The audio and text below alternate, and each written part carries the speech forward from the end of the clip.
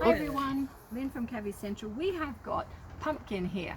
Pumpkin's come for a checkup and we're just going to check him up all over. He's three and a half years of age and we're going to see what we can find.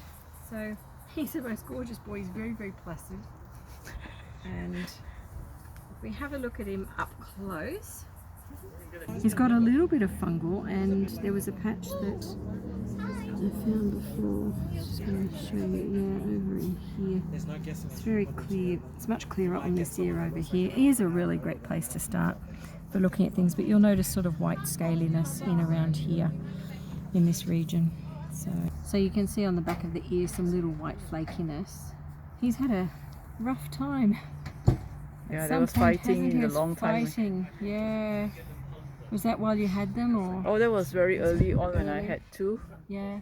Now they're all separate. Oh no, yeah, that's very, very nasty. But yeah, he's had some nasty tears. You can see here how badly torn their ears are now. So there's a reason that piggies' ears get hurt more so, and it's because it's very thin, like a piece of grass or something that they might be able to eat. They can easily get that section between their teeth. So it becomes a target area when they are fighting. It's an easier one to get than, say, a flat section of skin. The other area is down here on the rump, and we typically find fight wounds commonly down around here. The reason is their eyesight, because they have a full visual space around them, but the area they don't see where they can be ambushed is right behind them. So that's why these two zones are areas that are problematic. So what we also notice about this little guy is just around his eyes, you can see he's got little lumps occurring. It's almost like a little bit, could be a little bit of fungal. We'll have a look at that closer in a minute, but little bits of something occurring around there. The way he's sitting,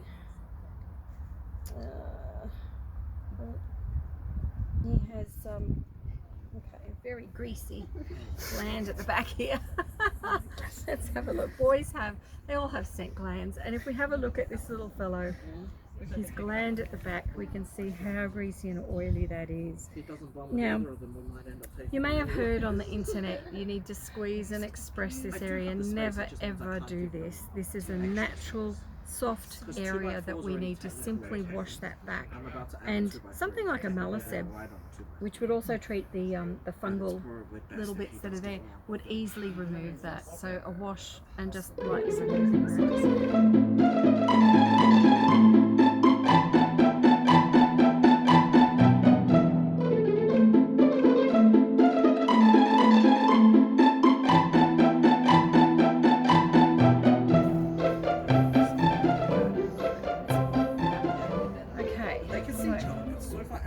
Do some feeling of his frame.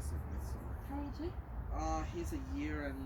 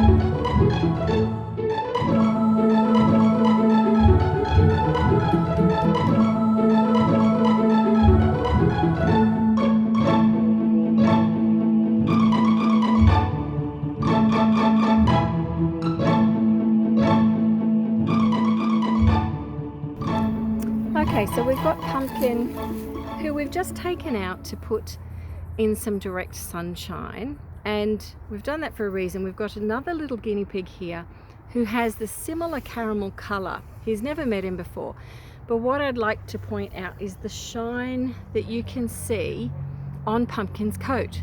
See how glossy and sparkly it is in the light, where the little one doesn't carry this. This is what we call a satin gene carrying guinea pig. Now we can also see how badly Pumpkin is moving and why he's weight bearing in the way that he is.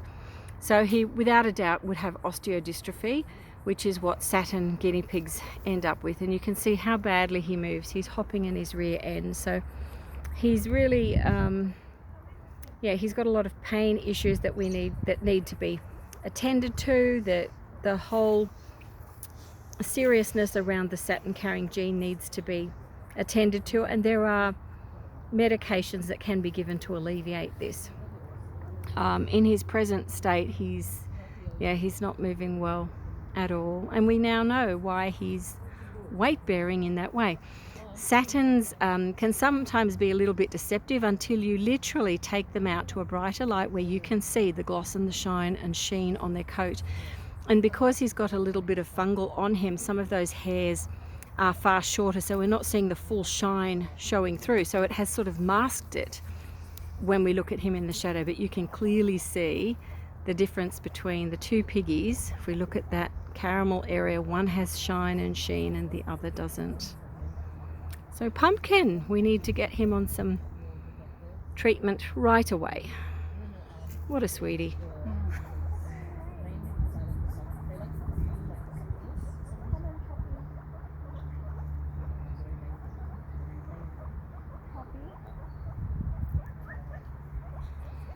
You can see how shiny he is.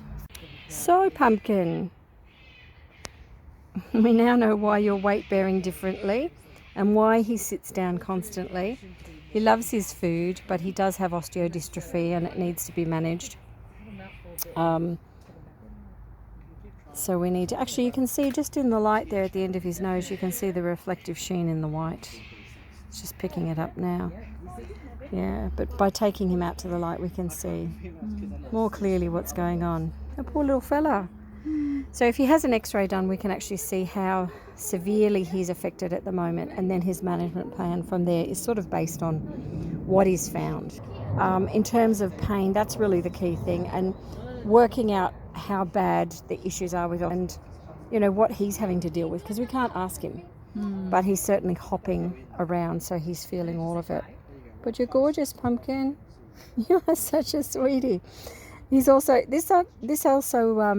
when I first saw him, he looked to be a piggy about 5 years of age. But his left foot, if we look at it, it looks so young. See how straight things are. But on his other paw, so crooked, that's the one that we were talking. He's got his little head, his head resting there. But the little paw that was curled around, so he had one curled and one that wasn't. So one young, one older. But certainly seeing now that he's a Satin with the reflection, that explains all of it, because piggies like this look so much older. They're struggling with pain. They have so much going on physically that their life survival isn't very long at all, which is the sad part about the Satin gene. So while it has that reflective pretty colour, it affects these animals in such a terrible, terrible way. We don't want them to carry it. If we could take it away, we would, but we can't. It's genetic. So little Pumpkin, we'll keep track with him and we'll update you.